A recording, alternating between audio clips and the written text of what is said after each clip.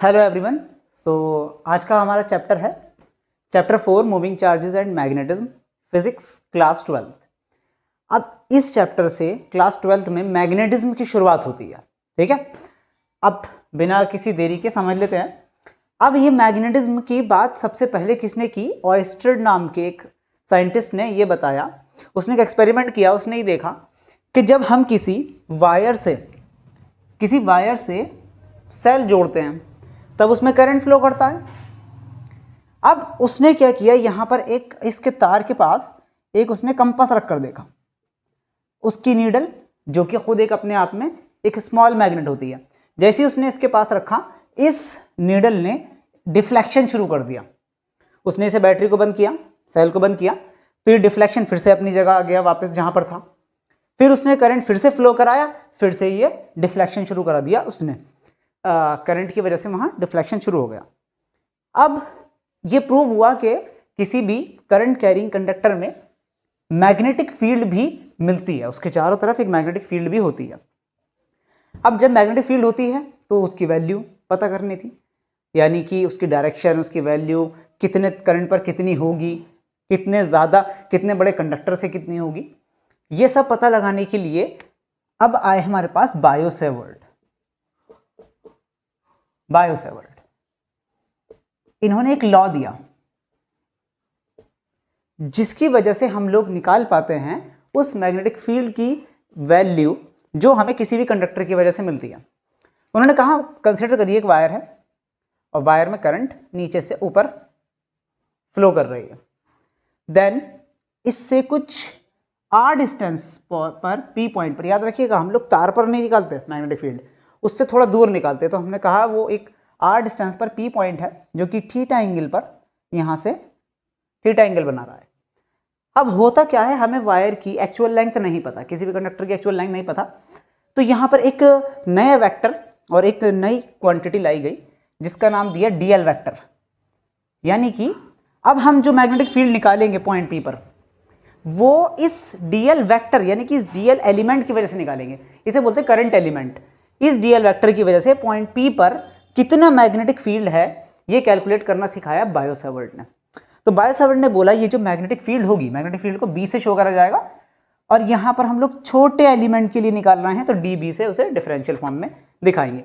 ये dB directly proportional रहेगा इस एंगल के साइन के, डायरेक्टली प्रोपोर्शनल रहेगा उस करंट के जो उसमें फ्लो कर रही है वायर में, डायरेक्टली प्रोपोर्शनल रहेगा उस एलिमेंट के जो मैंने कंसीडर किया है यहाँ पर डीएल, और इन्वर्सली प्रोपोर्शनल रहेगा उसके स्क्वायर के जो कि डिस्टेंस है। यानी कि जाहिर सी बात है कि जैसे जैसे दूर जाते जाएंगे वैसे वैसे हमारी मैग्नेटिक फील्ड कम होती जाएगी। इसे अगर कंबाइन करके लिखेंगे तो कुछ इस तरीके से हमें ये मिलेगा, dB directly proportional to I dl sin theta upon में r स्क्वायर।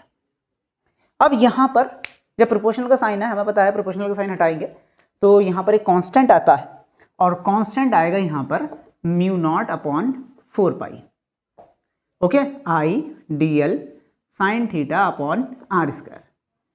अब यहाँ पर जो म्यू नॉट अपॉन 4 पाई है, इसकी अपनी एक वैल्यू होती है पूरे की, कितनी होती है 10 टू द पावर -7। ये याद रखेंगे ये चीज़ कि बहुत सारे न्यूमेरिकल्स में सिर्फ म्यू नॉट मतलब हमें दे रखा होता है, तो हम क्या करते हैं म्यू नॉट की वैल्यू 4 पाई इंटू 10 की पावर -7 निकालते हैं। ठीक है, और यहाँ म्यू नॉट जो है ये होता है परमिएबिलिटी। जैसे हमने फर्स्ट और सेकंड चैप्टर में हमने एप्सिलॉन नॉट पढ़ा था, वो क्या था? Permittivity of free space. ऐसी ये परमिएबिलिटी है ऑफ फ्री स्पेस, यानी कि यहां से यहां तक मैग्नेटिक फील्ड जो अपने अंदर से हवा गुजारने दे रही है, यानी कि जो ये फ्री स्पेस है यहां से यहां तक जाने में कितना फ्री स्पेस अपने अंदर से अलाउ कर रहा है मैग्नेटिक फील्ड को, उसे कहते हैं परमिएबिलिटी।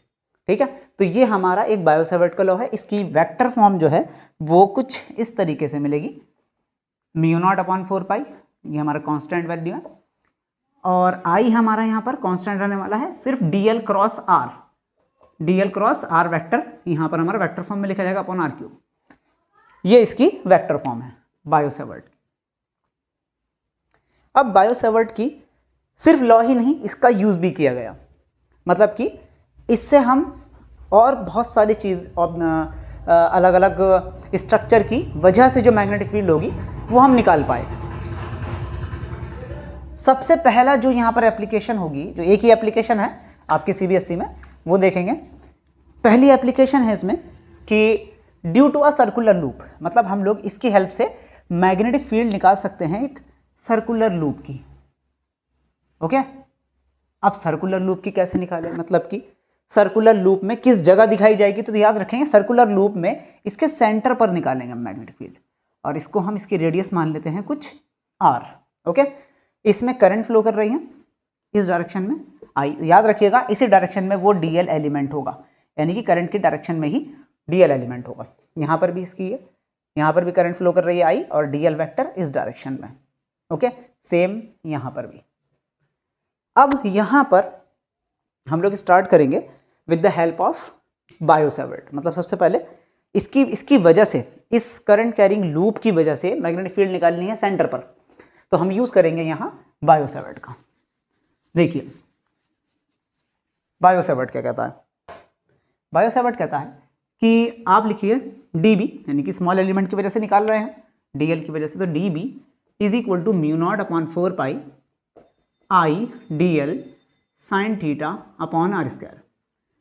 r क्या है, डिस्टेंस है यहाँ पर उस एलिमेंट से उस पॉइंट की जहां पर हमें वो फील्ड निकालनी है, यानी कि p मान लेते हैं यहाँ पर हम। अब देखिए यहाँ पर क्या क्या चेंज होगा, साइन थीटा, थीटा क्या है यहाँ पर dl और r के बीच एंगल। देखिए dl ये है, r ये है, तो कितना एंगल बनेगा 90। dl ये है, r ये है, तो कितना एंगल बना 90, यानी कि हम लिख देंगे यहाँ पर, क्योंकि साइन 90 हमारा कितना होने वाला है 1, तो हमारे पास क्या बचा अब dB is equal to mu naught upon 4 pi I dl upon r square. अब यहाँ पर हम लोग इंटीग्रेट करेंगे, अभी ये dB छोटे से एलिमेंट dl के लिए है, तो हम इंटीग्रेट करेंगे बोथ साइड्स, और यहाँ पर जो भी वैल्यूज हैं उनका हम इंटीग्रेशन कर देंगे। म्यू नॉट अपॉन 4 पाई कॉन्स्टेंट है, बाहर आ जाएगा, आई कॉन्स्टेंट है, आर स्क्वायर कॉन्स्टेंट रहने वाला है, रेडियस कोई बढ़ नहीं रही है घट नहीं रही है, सिर्फ वेरी क्या कर रहा है यहाँ पर dl।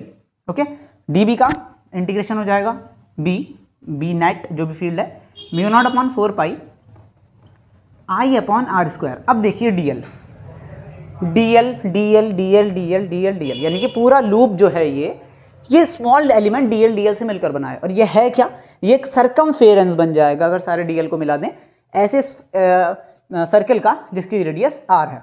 तो इसके जगह हम क्या लिख सकते हैं 2 पाई r, ये क्या हो गया हमारा, ये हो गया सरकमफेरेंस। ठीक है, यहाँ पर पाई से पाई कैंसिल हो जाएगा, 2 टाइम्स कैंसिल हो जाएगा, एक r से r कैंसिल हो जाएगा, यानी कि magnetic field due to a circular loop जो आएगी हमारी वो आएगी mu naught upon 2 I upon r। Direct use होता है न्यूमेरिकल्स में, तो इसे याद कर लेंगे। ठीक है, अब अगला टॉपिक आता है यहाँ पर, इसकी एक ही एप्लीकेशन है आपके सीबीएसई बोर्ड में, तो इसकी सिर्फ इसे यही पढ़ेंगे। हालांकि इसकी और एप्लीकेशंस भी हैं, एक लॉन्ग स्ट्रेट वायर है और एक दो और हैं एप्लीकेशंस। अब हम बात करेंगे इसके अल्टरनेट मेथड, यानी कि मैग्नेटिक फील्ड निकालने के लिए जो हमसे बायो-सैवर्ट ने कहा, बायो-सैवर्ट ने कहा म्यू नॉट अपॉन 4 पाई लाना पड़ेगा आपको, आई करंट देखना पड़ेगा, dl देखना पड़ेगा, दोनों के बीच का एंगल देखना पड़ेगा और दोनों के बीच की डिस्टेंस देखनी पड़ेगी। बट एक नया लॉ लेकर आए जिनका नाम था एम्पियर, यानी कि एम्पियर एक लॉ लेकर आए और ये एक अल्टरनेट मेथड रहा क्या निकालने का, मैग्नेटिक फील्ड निकालने का। अकॉर्डिंग टू दिस लॉ, ये लॉ क्या कहता है, ये लॉ ये कहता है सिंपली कि आप क्या करें, मान लीजिए कोई लूप है, ये एक मान लीजिए कि ये है, एक हमने सर्कल कंसीडर किया है, ठीक है, और ये सर्कल कुछ भी हो सकता है, एक धागे से बना हुआ मान लीजिए या किसी भी चीज़ से। यहाँ पर दो या एक कोई वायर है जो हमने ऊपर टॉप व्यू देख रहे हैं, ठीक है, तो ये वायर है जिसमें करंट क्या जा रहा है, इनसाइड अंदर की तरफ जा रहा है, ठीक है। तब एम्पियर ने कहा कि आप ज़्यादा कुछ ना करें, आप डीएल एलिमेंट के लिए निकालें और इसका लाइन इंटीग्रल लें डीएल के साथ, यानी कि बी डीएल का लाइन इंटीग्रल लें और सिर्फ म्यू नॉट की मल्टीप्लाई उस करंट से करा दे जिस वो उसमें फ्लो कर रही है। ओके, यानी कि एम्पियर ने बड़ा ही इजी कर दिया लॉ को। उन्होंने बोला कि आप सिर्फ और सिर्फ लाइन इंटीग्रल ले लें बी डी एल का। लाइन इंटीग्रल मतलब कि ये इस पूरे का जो हमने लूप कंसिडर किया है, डी एल के साथ लाइन इंटीग्रल ने, और उस करंट की मल्टीप्लाई करा दें सिर्फ म्यू नॉट से। म्यू नॉट की हमें वैल्यू पता ही है 4 पाई इंटू 10 की पावर -7। तो ये हमारा एम्पियर सर्किटल लॉ है और ये एक अल्टरनेट मेथड कहलाता है मैग्नेटिक फील्ड को निकालने का। इसका आपके यहाँ क्या है, इसके यहाँ भी आप, इसके लिए भी आपके यहाँ एक एप्लीकेशन है बस, ठीक है। Magnetic field due to a long straight infinite wire. Okay, तो यहाँ देख लेते हैं, एक वायर है, ये थोड़ा इनफाइनाइट के लिए हम ये दिखा देंगे। अब यहाँ पर करंट फ्लो कर रही है मान लीजिए कुछ, और इसके चारों तरफ एक हम लोग लूप कंसिडर करेंगे, ठीक है, जो कि सर्कुलर है, यानी कि ये वायर है और इसके चारों तरफ हमने ये लूप कंसिडर किया है। अब हम मानेंगे कि इसकी डायरेक्शन लूप की ये है, लूप की डायरेक्शन खुद से ले सकते हैं, लूप की डायरेक्शन की डायरेक्शन में डीएल डायरेक्शन हो जाएगी, डीएल वेक्टर की, और करंट इसमें ऊपर से नीचे की तरफ, नीचे से ऊपर की तरफ फ्लो कर रही है। फॉर्मूला क्या होता है, फॉर्मूला होता है B D L is equal to mu naught I, ये हमारा फॉर्मूला है। अब यहाँ पर हमारे पास B जो है मैग्नेटिक फील्ड वो निकालनी है, जो कि कांस्टेंट रहेगी यहाँ पर इसकी वजह से। तो B हम लोग इंटीग्रेशन किसका करेंगे, DL का, is equal to mu naught I. अब फिर से DL क्या है, DL स्मॉल एलिमेंट को से बना है एक सर्कल। तो यहाँ पर भी हम इसके कुछ रेडियस ले लेते हैं, रेडियस R ले लीजिए, A लीजिए, कुछ भी ले लीजिए, ठीक है। फिर हम इसकी वैल्यू रखेंगे DL की, क्या हो जाएगा, इसकी circumference 2 pi R is equal to mu naught I. तब B की वैल्यू आएगी हमारे पास mu naught upon 2 pi I upon R। Direct use होते हैं ये फॉर्मूला, ये ध्यान रखेंगे, ठीक है। इसको डायग्राम को देख लीजिएगा, एक लॉन्ग स्ट्रेट वायर है, इसमें करंट नीचे से ऊपर जा रही है, और फिर इसका एक लूप का डायरेक्शन लेंगे, लूप की डायरेक्शन मैंने इस साइड ले ली, इसी डायरेक्शन में हमारा डीएल वेक्टर होगा, और वो फिर से आर के परपेंडिकुलर होगा। दूसरी चीज़ यहाँ पर कि यहाँ पर हमारा ये जो लूप है इसकी रेडियस आर भी हो सकती है, ए भी हो सकती है, कुछ भी हो सकती है, बट ये जो फॉर्मूला है ये डायरेक्ट यूज होता है, मतलब कोई न्यूमेरिकल होगा लॉन्ग स्ट्रेट वायर के लिए, तो ये आपको वहाँ पर फॉर्मूला लगाना पड़ेगा। अगर वीडियो में कुछ समझ ना आया हो तो लाइक, शेयर और सब्सक्राइब कर दीजिएगा।